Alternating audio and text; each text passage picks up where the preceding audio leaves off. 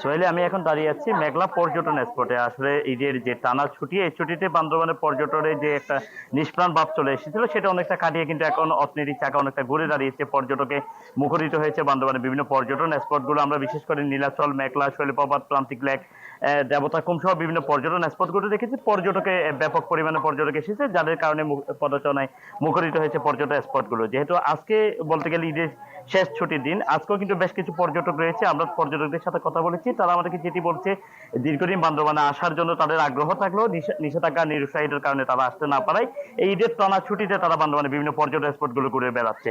পাশাপাশি আমরা কথা বলেছিলাম হোটেল মোটেল মালিকদের সাথে, তারা আমাদেরকে যেটি বলছে, টানা ছুটিতে তারা প্রায় 95 থেকে 100% পর্যন্ত বিভিন্ন রুম গুলো বুকিং ছিল, এবং আগামী 10 তারিখ পর্যন্ত তাদের প্রায় 70 থেকে 80% রুম বুকিং রয়েছে বলে তারা জানিয়েছে। পাশাপাশি পাহাড়ে যে জীব বৈচিত্র্যকে সামনে রেখে যে বাংলা নববর্ষ, এটিকে কেন্দ্র করে বৈশাখী, বিজু, সাংগ্রাই, এটির কারণে কিন্তু আগামী 18 তারিখ পর্যন্ত বান্দরবানে বিভিন্ন হোটেল মোটেল গুলো পর্যটকের মুখরিত থাকবে। হোটেল মোটেল গুলো বুকিং রয়েছে এবং পর্যটন স্পট গুলো তো পর্যটকের মুখরিত থাকবে বলে সংশ্লিষ্টরা আমাদেরকে জানিয়েছে।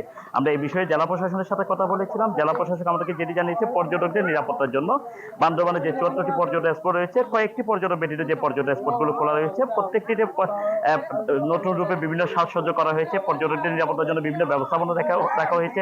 অন্যদিকে টুরিস্ট পুলিশের কর্মকর্তা আমাদেরকে জানিয়েছে, বান্দরবানের পর্যটকদের নিরাপত্তায় 3 স্তরের যে নিরাপত্তা ব্যবস্থা, সেটি যেমন করেছে, পাশাপাশি সাদা পোশাকে তাদের নিয়মিত টহল দায়িত্বগুলো পর্যটন স্পটগুলোতে চলমান রয়েছে।